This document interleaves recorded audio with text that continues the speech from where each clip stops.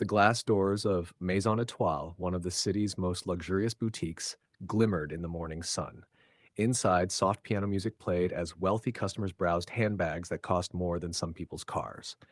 Jasmine walked in with quiet confidence. Dressed in a simple but elegant outfit, she carried a receipt slip in her hand, proof of her fully paid order. She had come to pick up a limited edition designer gown she had ordered weeks ago. But the boutique manager, a tall white woman with sharp eyes, barely glanced at the slip. She smirked. "This looks fake. Where did you get this?" Jasmine's brows furrowed. "Excuse me, this is my order. I paid in full." The manager snatched the slip from her hands and, to Jasmine's horror, tore it in two. Gasps filled the boutique. A few customers paused, pretending to shop while secretly watching. One young woman even lifted her phone, recording. "We don't tolerate fraud here," the manager said coldly. "People like you shouldn't even be stepping into this store. Security!" A guard in a black suit moved closer, ready to escort Jasmine out. Jasmine stood frozen for a moment, her chest tightening with humiliation.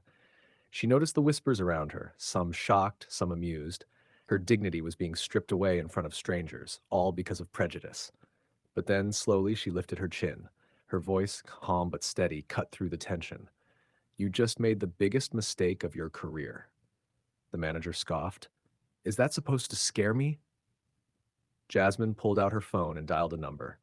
Customers leaned in, curiosity buzzing in the air. The security guard hesitated. Something about Jasmine's composure didn't match the manager's accusations. The stage for truth was being set. Don't forget to like, comment, and subscribe to Golden Stories, where dignity always finds its voice. The boutique fell silent as Jasmine held her phone to her ear. The manager crossed her arms, smirking in front of the curious crowd. "Call whoever you want," she sneered. "It won't change the fact that you don't belong here." Jasmine's calm voice was barely above a whisper. "Yes, I'm here now. Could you come by?" She ended the call, slipping her phone back into her purse with quiet confidence. The security guard shifted uncomfortably. Even he sensed something wasn't right. Meanwhile, the manager strutted around Jasmine like a predator circling prey. "Let this be a lesson," she announced loudly, making sure every customer heard. "This boutique doesn't serve people who try to cheat the system." A woman in the corner muttered, "That's not right," while another whispered, "Did you see how calm she is? She's not lying." Phones tilted upward, recording every moment.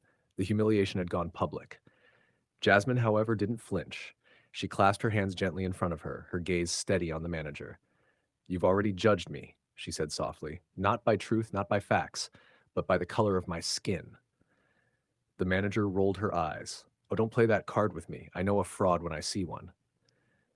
Suddenly, the boutique's glass doors swung open. A man in a tailored navy suit strode in, his presence commanding instant attention. The whispers hushed. He walked straight toward Jasmine, his expression tight with concern. "Jasmine," he said warmly, "I came as soon as you called." The manager's smirk faltered.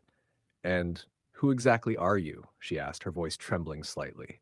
The man turned to face her, his tone cold.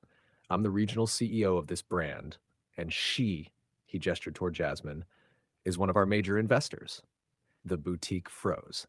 Don't forget to like, comment, and subscribe to Golden Stories, where every injustice gets exposed. The boutique manager's face went pale. Her confident smirk collapsed into a nervous twitch as she glanced at the customers. Every phone pointed directly at her. You can't be serious," she stammered. She's just what?" The CEO cut her off sharply. His voice carried authority that silenced the room. "A paying customer? An investor? Or perhaps you mean just black?"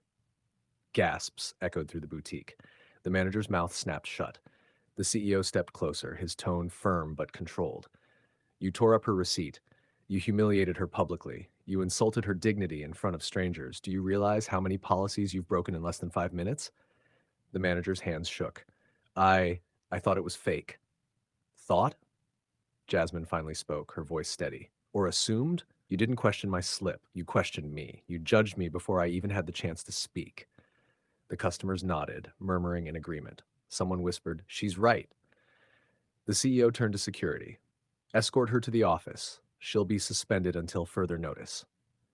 The guard hesitated, then nodded, gently ushering the trembling manager toward the back. Her eyes darted helplessly around the boutique, but no one came to her defense.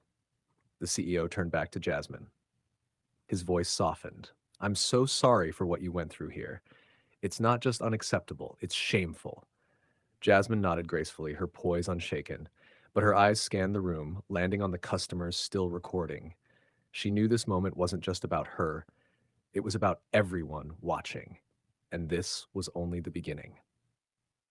Don't forget to like, comment, and subscribe to Golden Stories, where truth always flips the script.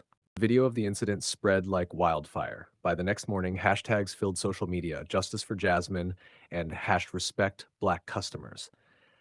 The boutique's name trended worldwide, not for its fashion, but for its shame. Yet Jasmine didn't retreat into silence. She stepped forward. At a community center days later, Jasmine stood before a packed audience, students, mothers, fathers, even business leaders. The viral clip played on a projector behind her, the manager tearing her receipt, the CEO's rebuke, the collective gasps. When the video ended, Jasmine looked at the crowd. Her voice was calm, strong, unwavering.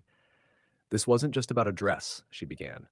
This was about dignity. Every black person who's ever been judged, doubted, or humiliated knows exactly how I felt in that moment. But humiliation doesn't get the final word.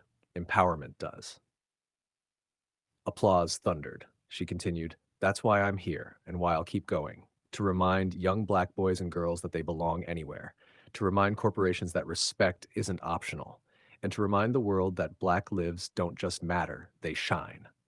From boutiques to schools, Jasmine toured, turning her humiliation into a movement. The clip wasn't just entertainment anymore. It became education, a call for change. Meanwhile, the manager's name faded into silence, a cautionary tale about arrogance and prejudice. But Jasmine's name? It grew, carrying the weight of courage and dignity. For Jasmine, the torn receipt became a symbol that no matter how people try to rip you apart, your worth remains whole. And for everyone watching, the lesson was clear. Never judge a life by the cover you assume. Every life matters. Black Lives Matter. Don't forget to like, comment, and subscribe to Golden Stories, where humiliation turns into hope and dignity always wins.